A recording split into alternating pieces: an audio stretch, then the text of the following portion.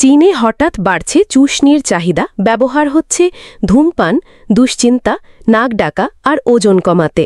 ধূমপান, দুশ্চিন্তা, অতিরিক্ত নাক ডাকার অভ্যাস, এমনকি ওজন কমাতে চীনে অ্যাডাল্ট প্যাসিফায়ার বা চুষনির চাহিদা বাড়ছে। চীনে প্রাপ্তবয়স্কদের প্যাসিফায়ারের জনপ্রিয়তা হুট করে বৃদ্ধি পেয়েছে। সামাজিক যোগাযোগ মাধ্যমগুলোতে এই নিয়ে চলছে তুমুল আলোচনা। এরই মধ্যে প্রায় ৬৮ মিলিয়নের বেশি ভিউ পেয়ে মানুষের ঘরে ঘরে পৌঁছে গেছে এই খবর। চীনের একটি জনপ্রিয় ই-কমার্স প্ল্যাটফর্ম টাওবাওয়ে একটি প্যাসিফায়ার ১০,০০০ ইউনিট বিক্রি হয়েছে, যার দাম মাত্র ১৫.৯০ ইউয়ান। প্রাপ্তবয়স্কদের জন্য বিশেষভাবে ডিজাইন করা এই প্যাসিফায়ারগুলো কার্যকরী সুবিধার কারণে দ্রুত জনপ্রিয়তা পাচ্ছে বলে দাবি বিশেষজ্ঞদের। বেশ কয়েকজন ব্যবহারকারীদের মতামত অনুযায়ী এটি তাদের ধূমপান এবং অতিরিক্ত খাওয়ার অভ্যাস নিয়ন্ত্রণে সাহায্য করেছে। পাশাপাশি ঘুম বাড়িয়েছে, কমিয়েছে দুশ্চিন্তা। এটি নাকি নাক ডাকার অভ্যাসেও আনছে পরিবর্তন। এখন নাক ডাকার কারণে পাশের ব্যক্তির ঘুমে ব্যাঘাত ঘটছে না বলে খুশি তারা। ডুইন প্ল্যাটফর্ম চীনের টিকটক নামে পরিচিত। সেখানে এক ব্যক্তি দাবি করেন এই প্যাসিফায়ার তাকে অতিরিক্ত খাওয়া এবং কথা বলার অভ্যাস কমাতে সাহায্য করেছে।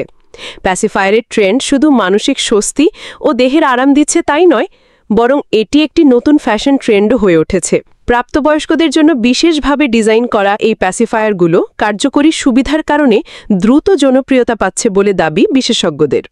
তবে এর নেতিবাচক দিকও আছে। বিশেষজ্ঞরা সতর্ক করেছেন যে দীর্ঘ সময় ধরে প্যাসিফায়ার ব্যবহার করে দাঁতের ক্ষতি ও শ্বাস-প্রশ্বাসের সমস্যা হতে পারে। বেইজিংয়ের অ্যারোস্পেস সেন্টার হাসপাতালের দন্ত বিশেষজ্ঞ ওয়াং শুয়েলিংয়ের বয়ানে, যারা বেশি উদ্বেগ অনুভব করেন তারা শৈশবে ফিরে যেতে চান তাদের অবচেতন মনে, কারণ সেখানে আরাম ও নিরাপত্তা আছে। ফ্রয়েডের ভাষায় একে বলে ডিফেন্স মেকানিজম। এই প্যাসিফায়ার তারই প্রতিফলন। তবে তিনি জানান যে দীর্ঘকাল এই অভ্যাস চালিয়ে গেলে এটি উদ্বেগ বাড়িয়ে দিতেও পারে।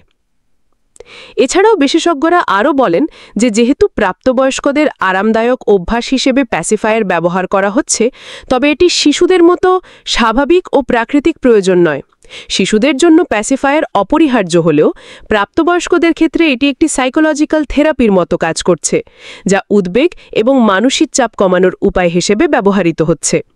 তবে তাদের মতে এটি কখনোই দীর্ঘমেয়াদী সমাধান হতে পারে না, এবং যদি এই ধরনের অভ্যাস অত্যাধিক হয়ে যায় তাহলে একজন ব্যক্তি সঠিক মানসিক স্বাস্থ্য সাহায্য গ্রহণ না করলে পরিস্থিতি আরও খারাপ হতে পারে। এছাড়াও একবার এমন কিছুর অতিরিক্ত অভ্যাস হয়ে গেলে তার নেশায় পরিণত হতে সময় লাগে না। বিশেষজ্ঞরা আরও বলেছেন চুষনি বা প্যাসিফায়ারের ব্যবহার দীর্ঘ সময় ধরে চলতে থাকলে এটি সামাজিক ও শারীরিক সমস্যার সৃষ্টি করতে পারে, যেমন দাঁতের সারির বিকৃত গঠন। এই ধরনের ব্যবহার শিশুদের জন্য ঠিক আছে, কারণ জন্মের পরে তাদের দাঁত থাকে না। তবে প্রাপ্তবয়স্কদের জন্য এটি অস্বাভাবিক, এজন্যই বিপদ ডেকে আনতে পারে। ডিজাইন করা এই প্যাসিফায়ারগুলো কার্যকরী বলছেন অনেক চীনা নারী পুরুষ। চুষনি বা প্যাসিফায়ার ব্যবহারের একদিক হল সামাজিক প্রভাব। সামাজিক মাধ্যমে জনপ্রিয়তা পেলে অনেক কিছুই রাতারাতি ট্রেন্ডে পরিণত হয়। বড়দের চুষনি বা প্যাসিফায়ার তেমনই এক ট্রেন্ড। প্যাসিফায়ার ব্যবহারের এই নতুন প্রবণতা চীনে বেশ আলোড়ন তুলেছে। মানুষ একে সাদরে গ্রহণ করেছে। তবে এর দীর্ঘমেয়াদী প্রভাব সম্পর্কে বিশেষজ্ঞরা সতর্ক করছেন বারবার। তাদের অভিমত, মানসিক সমস্যায় থেরাপি ও নাক ডাকা অনিদ্রার মতো অসুখে যথাযথ চিকিৎসার বিকল্প কিছু হতে পারে না।